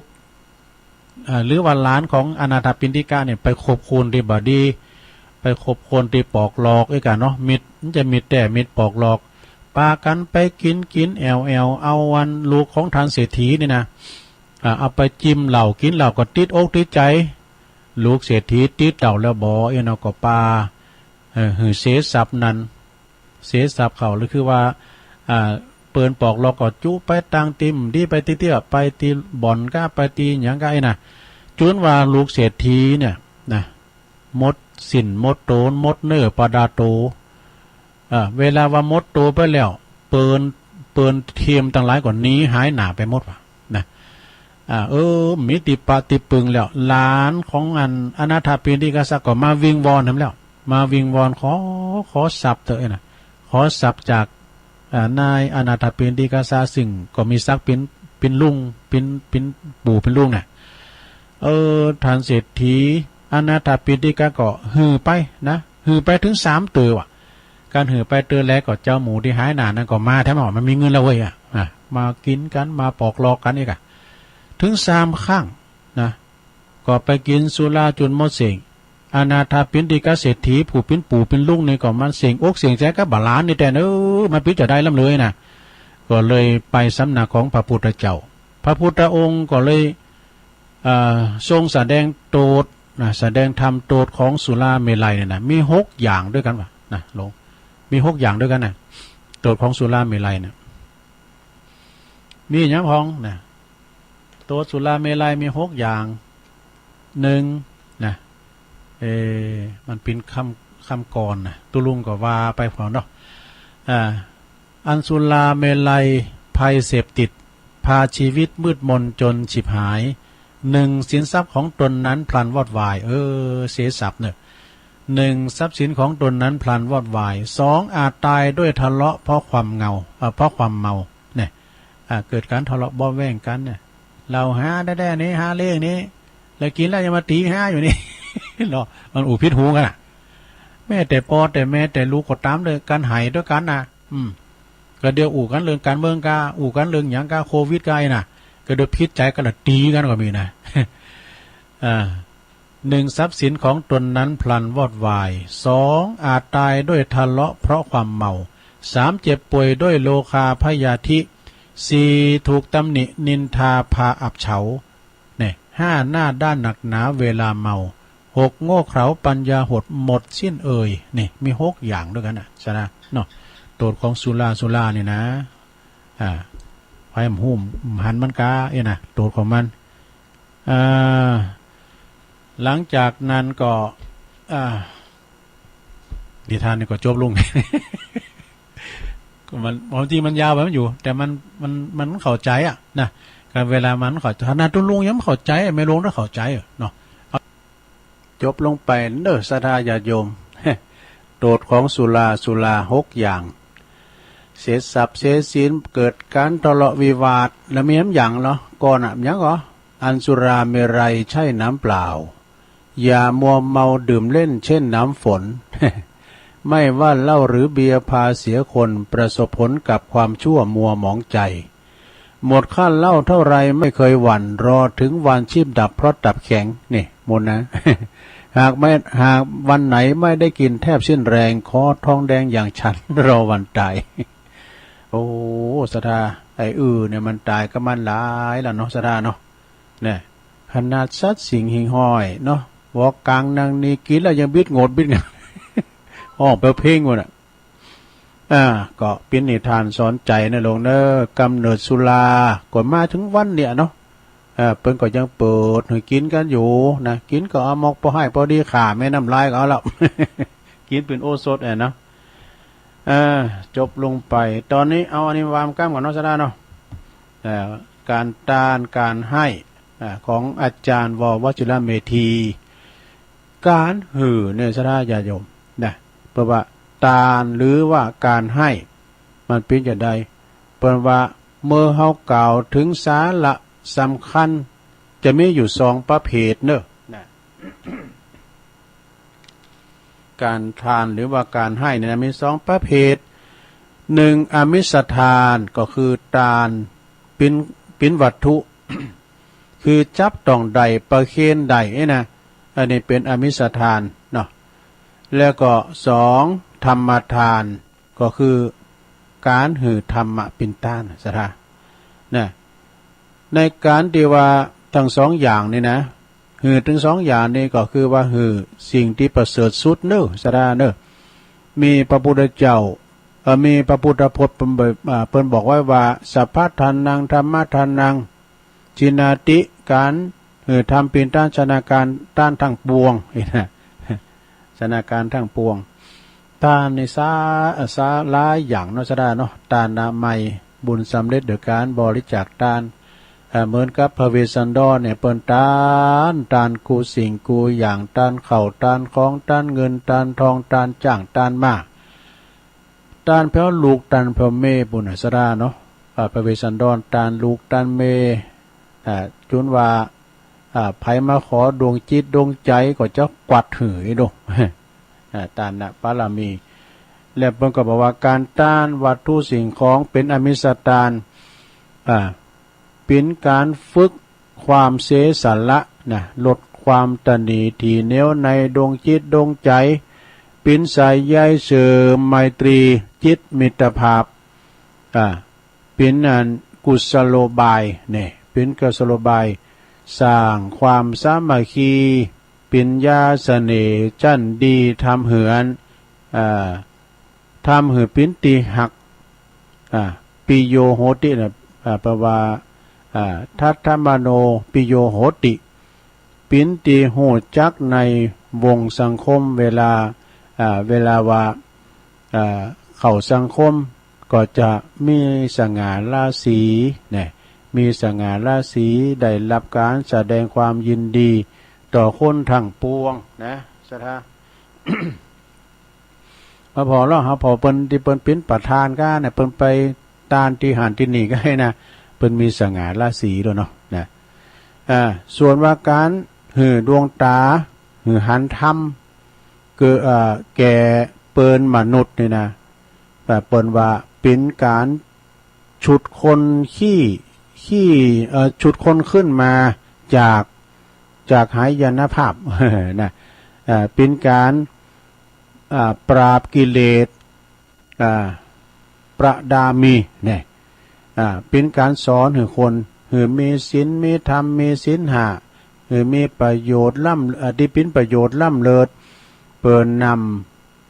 ำคุณให้ถึงพระนฤพานผู้ใดให้ธรรมะเป็นต้านผุนนั้นก็เจอได้ว่าเป็นอมฤตภาพนี่จบแล้วนี่ ได้อ่ะอันนี้ของววัชระเมธีนะเปิ้นได้ลิขิตขีดเขียนมาตุลุงก็เอาเปิ้นมาเผยแผ่เป็นบางครั้งบางเตอเนาะเป็นธรรมะสอนใจก็ดีเป็นนิทานธรรมแฝงไปด้วยคติธรรมเริงนำสุรายาเมาหรือว่าจะเป็นกรรมติสินนินทาเป็นกรรมซบประมาทที่อย่างที่เรามั่มเจ้าก็ดีก็คือเป็นอภินันทนาการเป็นธรรมโอสถนะฟังไว้ศรัทธาเป็นการที่เพิ่มเติมสิ่งที่ไม่หูเขาก็ได้หูสิ่งที่ไม่เข้าใจก็เข้าใจไปครูบาอาจารย์เนาะที่เปิดมาออกรายการธรรมะกูต้นกูองค์ตุลุงในฟังคารวะจะยมปะหน่อยปะนานเขาก็ฟังนะเปิดเป็นนักปราชญ์บัณฑิตที่มาออกรายการเนี่ยเขาก็มาฟังเปิดฟังตึงคืนเก่าหกก็ฟังหลายตุนหลายองค์ศรัทธาก็เหมือนกันเนาะมันมูลจับที่ไหนก็ฟังหันเวลาว่า อย่างแม่เจียมนี่เปิ้นอาจจะบ่ได้ยินนะเครื่องส่งเปิ้นได้ปรับปรุงเปิ้นซ่อมแซมนี่นะหลายมื้อหลายวันละนะจึงได้ยินเปิ้นโทรมา เปิ้นก็อาจจะได้ซ่อมแซมเวลาเฮาได้ยินก็โหยหาเนาะซะดาเนาะพระคุณเจ้าเขาเปิ้นไปไหนฮะได้หลายวันแล้วยังได้ยินได้ฟังน่ะเปิ้นก็โหยหาเนาะซะดาเคยได้ฟังตุ้นนั้นแล้วมันได้ยินนี่นะเปิ้นก็จะถามหานี่แต่โทรถามพองไปไหนเยี่ยมจัดรายการเนี่ยกะนะซับเตอโดยเฉพาะพิ้นเจ้าอาวาสนี่ภาระเปิ้นหนักเด้อลงเด้อก็ต้องทำใจนะพิ้นเจ้าอาวาสเจ้าคณะตำบลที่เปิ้นมาเคยออกรายการเนี่ยนะโอ้ยภาระหน้าที่เจ้าอาวาสเดี๋ยวหนักอย่างว่าตุลุงเนี่ยเปิ้นมันมีภาระหน้าที่หยังนะได้ก็เฝ้าเสาเฝ้าวัดนะจะเจอกับครูบาทุนนั้นเพิ่มได้มาเนี่ยก็ได้รับความเมตตาจาก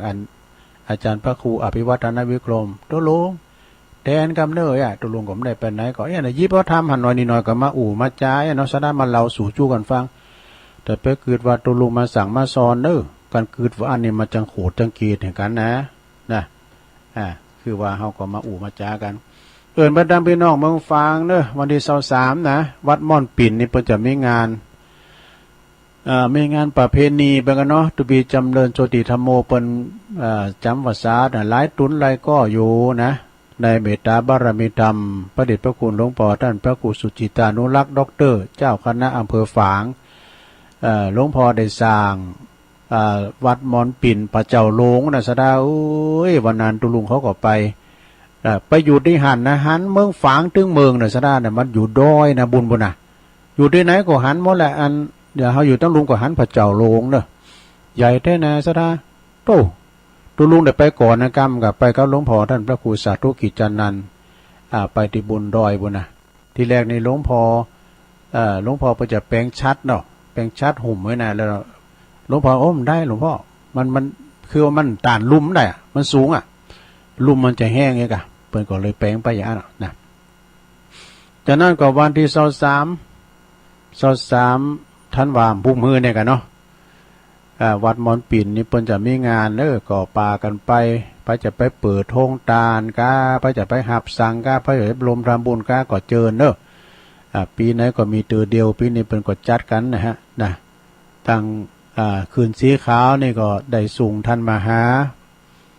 สมชาติชาตปัญโยนะเปิ้นก็ไปเป็นตัวแทนเพราะว่าเดี๋ยวนี้งานมันเนิงแล้วมาได้บุตรีหันที่นี่ก็เลยไม่ได้ไปกันก็ในเมตตาธรรมอาจารย์ท่านพระครูอภิวัฒนวิกรมนะเปิ้นก็นิมนต์ท่านมหาสมชาติไปเป็นตัวแทนของคณะสงฆ์ตั้งลำปางตั้งดอยหลอนะไปปุ้นไปวันเกิดหลวงพ่อปุ้นก็ไปกันติมตี เนาะแต่เจ้านี่ก็ศรัทธามีของหลวงพ่อยังไม่ได้ว่าแต่หลวงพ่อพระครูสาธุกิจนันท์เป็นคนไล่บอกว่าสิ่งที่หลอกลวงที่สุดก็คือหน้านี่ถ้าเราดูหน้าไม่รู้ใจเห็นหน้าไม่รู้ใจนะศรัทธาวัดว่าอารามก็ตามสัมเตยก็โปรดระมัดระวังนะไว้สาหลวงพ่อครับผมมาจากกทมนะครับผมว่าจะมาถวายสังฆทานนะครับแต่มันหนังไอ้ตามันได้สอดผมว่าวัดของท่านอาจารย์เนี่ยติดโทรทัศน์วงจรปิดติดหมดกูหอมไรเนาะ มีกูตั้งแต่ดินด้อยตั้งแต่ฝายบุญมาอะไรเนี่ย16 จุดติดติดนั่นกล่องวงจรปิดเนี่ยนะซะนะเอาอยู่หน้าจอดึงหันหมดไปมาดึงหันหมดนะ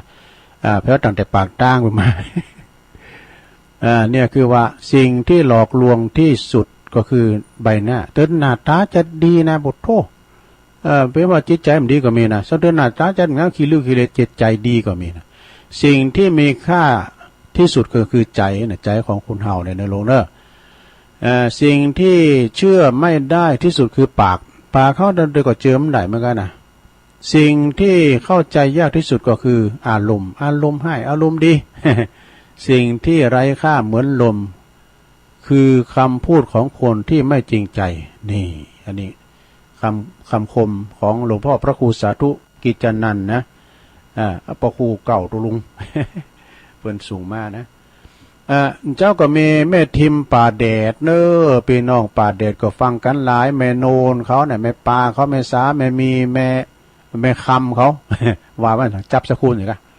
แล้วก็แม่สีทรหนองบัวชัยประการฟังจากพระบาทอุดมได้ยินชัดเจนดีนะแม่สีทรเนอะแม่อมรทาโดยครั้งถึงว่าฟังก็ดึงโทรนะทุกลุงก็ได้โทรก็ดึงฟังอยู่นะสักอันทุกลุงเนอะ แม่อมรทาโดยครั้งเนี่ยโอ้ยเปิ่นไปกินแป้ตานท่านพระครูนะเปิ่นตัวหนุ่มตัวน้อยนะเปิ่นตัวปลาหลันมีเปิ่นแห้งไปกินแป้ตานนั้นเปิ่นเอาศรัทธาตัวลุ่มไปแถววัดแม่หาดจากหันไปก็มาแถววัดอันครูบาเปงวัดน้องจางเองกะแม่พรนำดิบน้อยนะเปิดว่าตุลุงอูตลกดี อันพ่อเจ็บแอวหมอผมเจ็บแอวเพื่อไทยเพราะว่าเจ็บปวดแอวไว้กันเนาะเอวก็เนาะแม่ศิรินทิพย์บุญเลิศจากฟังจากกทมชัดเจนดีหลวงพ่อกฤษพุทธอุทยานปางโมดเจงดาวนะหลวงพ่อกิตติดตามกุตุนเนี่ยเปิ้นโทรมากุตุนน่ะต้องไหวสานะครับเด้อสีเดียวกันก็ฟังกันพร้อมกันเด้อ เจ้าหลวงพ่อเนาะหลวงพ่อเปิ้นก็โอ้ข้าก็ฟังตู้อยู่นะไอ้นะในเมตตาตามหลวงพ่อพระครูพิพิธปุญญาภิรมนะเจ้าคณะตำบลศพเตี้ยเจ้าวัดศพเตี้ยเปิ้นมาหาหลวงพ่อปะเปิ้นก็เลยมาที่ตุลุงเลยนะตุลุงก็นิมนต์ไปที่ห้องรับรองก็ไปกราบเปิ้นไปก็ทำบุญตุลุงตัวเนาะแล้วก็ขอบคุณตัง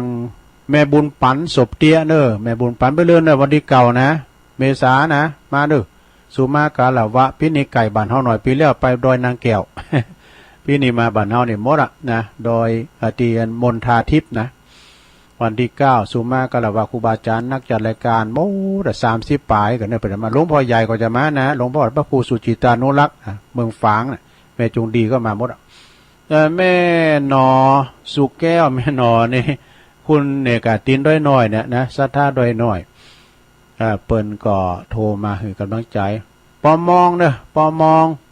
งในปิ้นพี่น้องไตนะไม่สุงค่าโทรมาปอมองกับมือนะแก้มโทรมานะปอมองนี่เปิ้น อยู่เมืองฝางนะสะดาเนาะแล้วก็แม่ค้ำก็ฟังอยู่ก้าแม่ค้ำ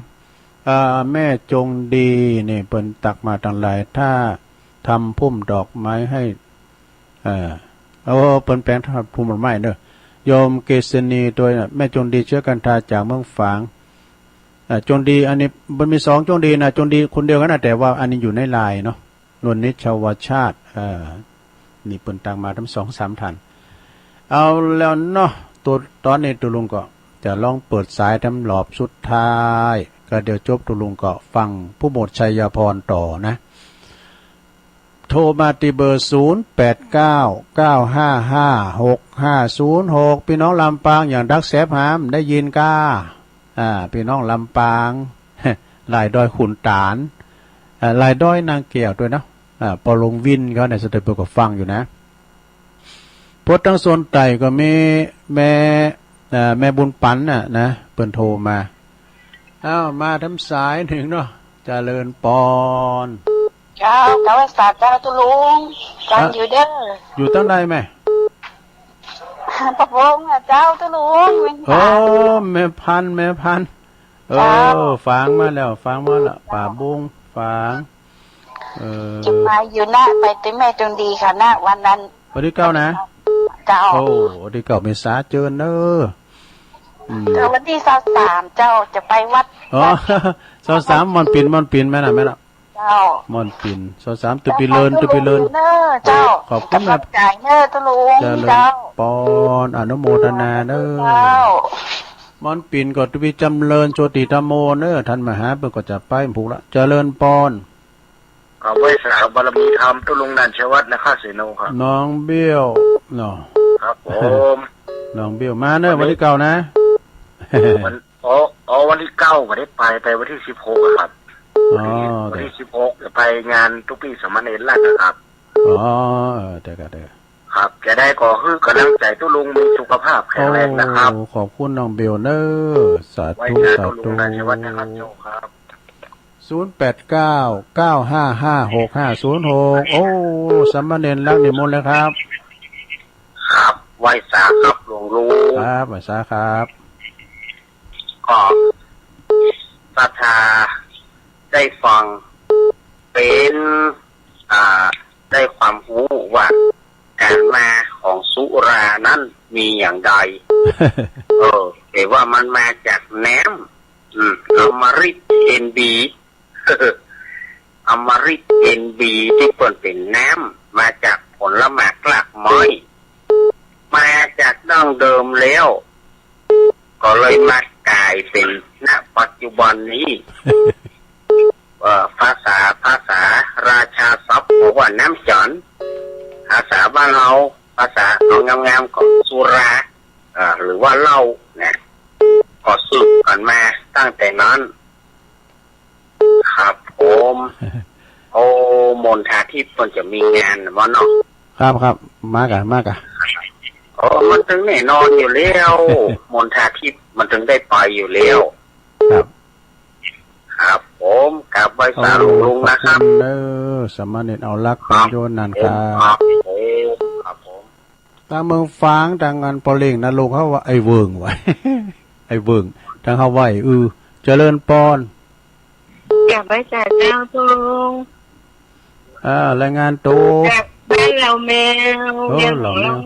แม่ยังไม่จะทอนปากนี้เจ้าไม่สีทอนเนี่ยเจ้าฟังอยู่นะเจ้าตุลุงฟังทั่วไปกันนะเจ้าโอ้ดีแล้วเนี่ยเรากำลังใจนะเจ้าเราแมวเนาะเจ้าแม่ก็เวียงน้องหลงยินดีนะแม่สาสิธรป๋ามีเนาะจ้าแต่ว่าเจ้าตูโทรเข้ามาแถม0899555650เจริญปอนแม่สาเจ้าตุลุงแม่สาวรักเจ้าโอ้ชัยประการมาลำแรงเนาะเจ้าฟังตุลุงอยู่นะเจ้ารอรอบ2เจ้าแม่สาวรักเจ้าแม่สาเจ้าตุลุงยินดีเนอะเจ้าชัยประการเจริญปอนไว้สาเจ้าตุลุงแม่นางโอนเนาะเจ้าแม่นางโอนร้องกองเข่ายินดีนักฮะปณิมนต์นี่นะตลกดีเนาะกำเนิดสุราได้สูตรแล้วเนาะเนี่ยกะมันได้สูตรมาแล้วดูยินดีแม่นางโอนนางเด้อร้องกองเข่าก็สายใหม่ว่าก็แม่ดู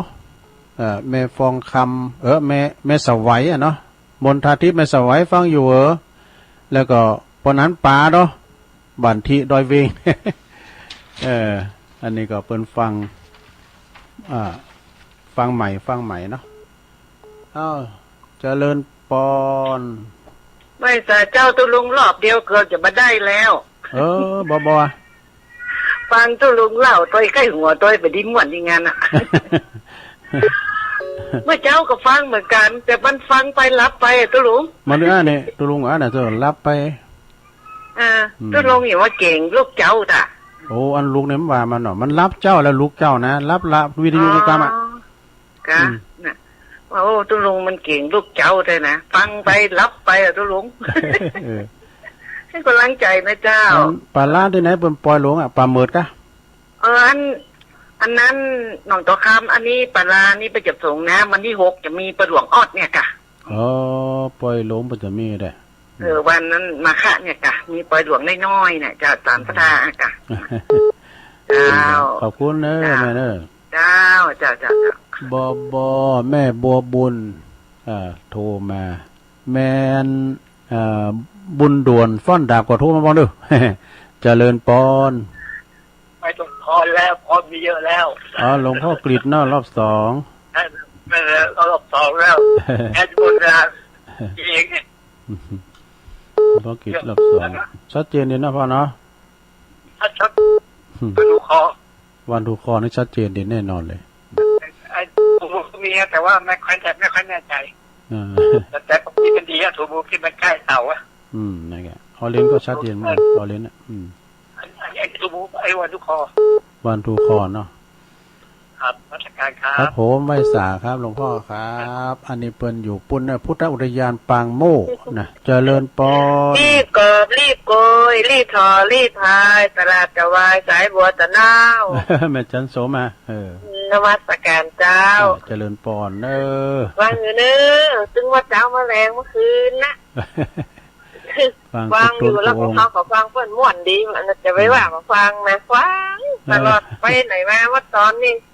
ฝังมาก่อน3 โมงเจ้าคือกำลังใจตุลุงเนอขอบคุณแม่จันสมหลายๆเนอไม่อายมาละเจ้านมัสการเจ้า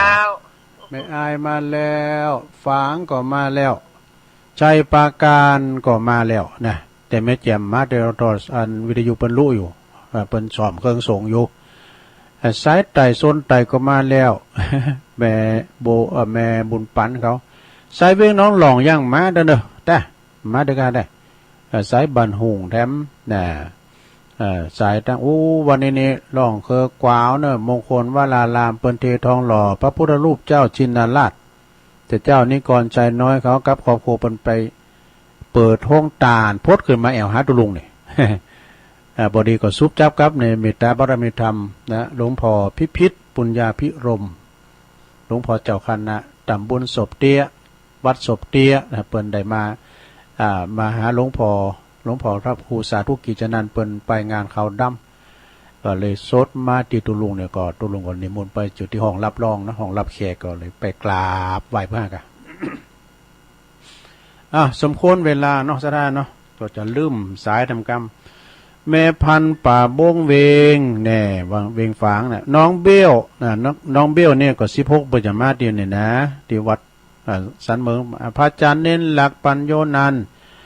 มาสรุปธรรมอันเรื่องแล้วก็แม่สาสีธรป๋ามีจากเราแมวเด้ออันนี้เป็นกำลำจะโทรมาแต่เพิ่นฟังอยู่นะ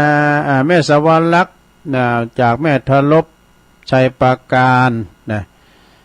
แม่นางอวนแม่บ้านร่องกองเข่าสันกำแพงเด้อแม่บอป่าล้านป่าล้านป่าเหมิดปุ่นนะเพิ่นก็โทรมาฟังตุลุงตัวไข่โหตัวเองหลวงพ่อกฤษรอบ2แล้วก็แม่จันสมรีบกรอบรีบโปรยนะจากมานิจากแม่อายเนาะหลังกาดแม่สาวได้อยู่18สายก็พอดีละ ฉะนั้นตุลุงก็ได้บริหารเวลามาก็พอสมควรแก่กาลเวลาวันพรุ่งนี้ตุลุงก็จะน้อมนำเอาพระธรรมเทศนาจะเทศน้ำเทศธรรมเปลี่ยนบรรยากาศเนาะอันนี้บรรยายตลอดผู้จัดพินมรดกธรรมจ้าก็จะสอสรรหาเนาะเอามาเล่า